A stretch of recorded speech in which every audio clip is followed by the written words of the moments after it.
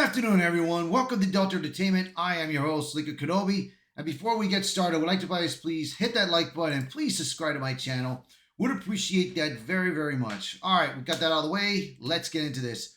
We got an update on what has been going on. There's two article updates on what's been going on with Rachel Zegler, but I'm going to talk about it separately.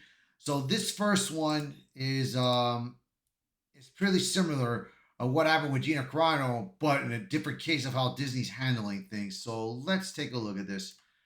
Rachel Zegler got a social media handler. Gina Carano got fired. The Disney double standard. So this article is going to talk about probably the difference between what happened with Gina Carano and what happened with Rachel Zegler. But you know what? Disney has been out of their minds of what they have been doing and how they've been treating these actors and actresses because of a certain political nonsense, bro. I'm just so tired, bro. Disney should have just stayed away from politics and just followed entertainment, bro. If that's all they focus on, that's what they need to focus on. I mean, if they would have focused on entertainment, bro, Gina Carano would have still had a job. She would have still been with Star Wars. She would have never filed this lawsuit or anything against them. We wouldn't be probably hating on Disney that much. But now it's just becoming more and more frustrating, dude. So let's take a look at this article and you guys let me know what you guys think. All right, so here we go. The way Disney handled Rachel Zegler after her political social media meltdown stands in stark contrast with the company's firing of Gina Carano. In the just world, rules are applied equally, but in Disney's world, the only rule that matters is brand value, and everything else, including company values, is negotiable.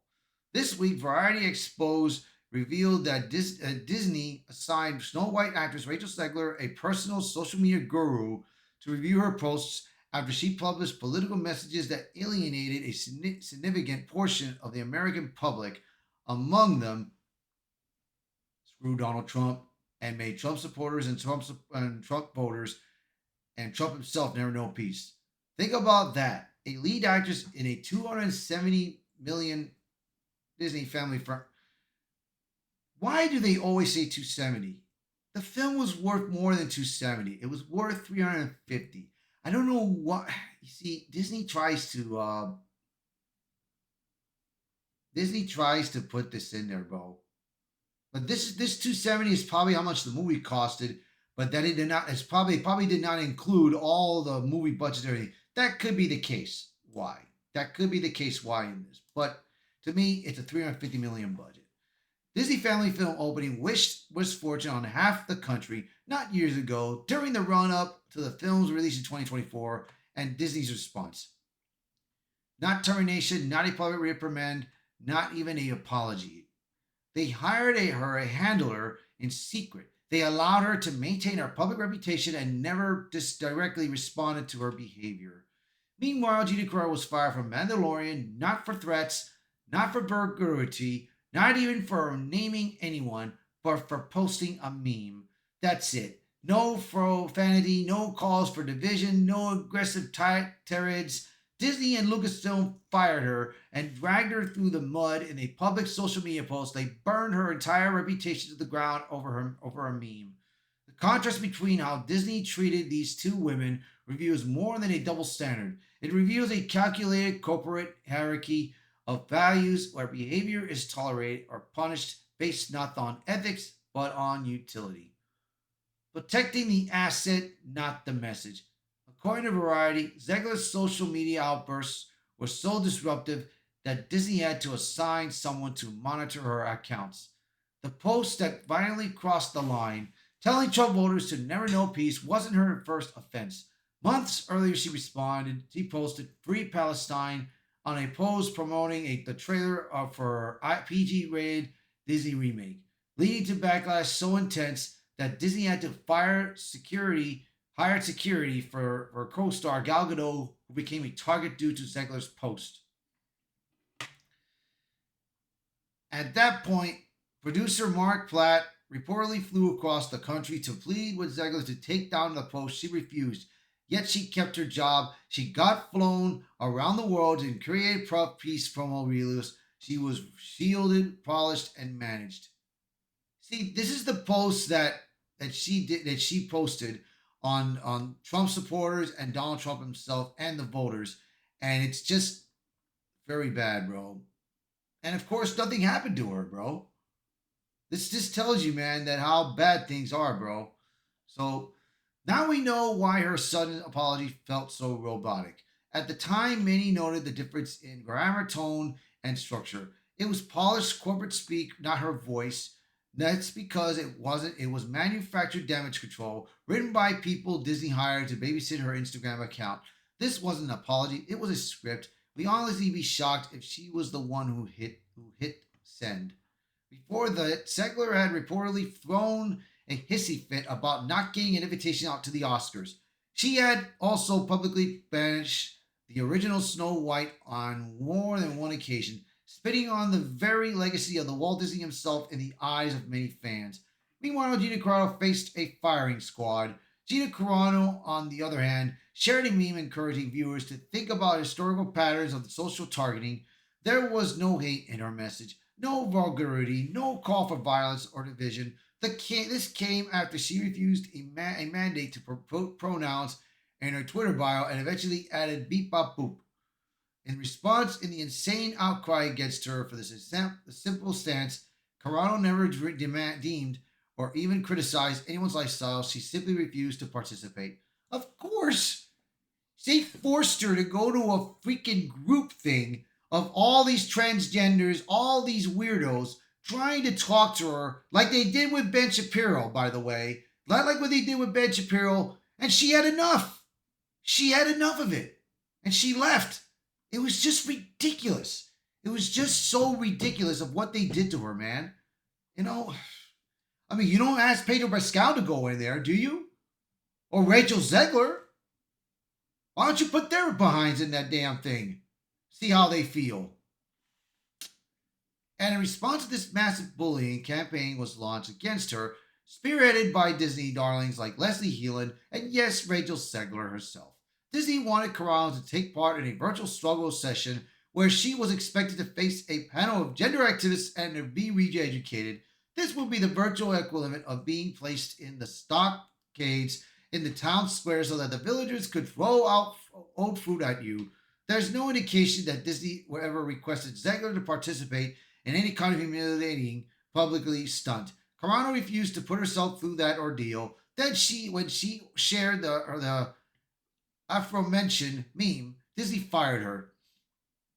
When you examine the timeline, it's clear that this wasn't just about Carano's post. Carano's right-leading ideals didn't fit the progressive Disney mold. She didn't conform to Disney's marketing image, and she didn't bend the knee. So they made an example of her, an example that may come to regret it in court. Of course, now that Gina Carano, with the help of Elon Musk, has got Disney by the balls in court right now, Disney is probably realizing that they made a mistake. They did make a mistake big time. The real message behind Disney's values. What Rachel Zegler's protection and Gina Carano's punishment reveal is simple. Disney values are conditional. You can be divisive, inflammatory, and even dangerous. So as long as you're marketable, protected by the right social movements, and willing to play along with the machine when it matters. Zegler is young, progressive, and tied to Disney's modern rebranding. She fits the box, so the company will protect her from herself, even when her own words cause damage to the very people she works with. Carano, she was outspoken, independent, and unwilling to recite the talking points, so she was framed as a threat, cast out, and erased. The irony of the situation is that Carano legitimately embodies the strong, independent, free-thinking, independent woman that Disney has tried and failed to market in its movies and TV shows for years. She could have been an actual role model to little girls. Of course! She could have been a role model! There are people out there that still love Gina Carano, that love her character, Cara Dune, but I mean, it's like, just BS, bro. Just simply BS. The irony of the situation is that No, I already read this part. She could have been an actual role model to little girls, a tough, no nonsense former cage fighter turned actress who still exuded grace and femininity. When you look at Carano and Ziegler's situations and how they were handled, it becomes clear that this isn't about moral consistency, it's about utility. A future that hangs in the balance. There's one final question worth asking. Will Disney ever hire Zegler again? Will any studio stick their hands in that fire after the marketing mess that was Snow White? We don't know yet. It's possible they've learned their lesson behind closed doors. The fact that Variety is only now revealing the extent of their internal panic suggests Disney may be trying to distance itself quietly post-release. Zegler may never star in another Disney film, but if that happens, it'll be silent, slow, and strategic. However, Hollywood has a track record of rewarding loudmouth ideologos who spout progressive ideals regardless of the box office results. If history holds, Zegler will land another prestige role, another reboot, another high profile campaign. That's been the pattern for years. Embrace the loudest voices that match your politics and bury the ones that didn't.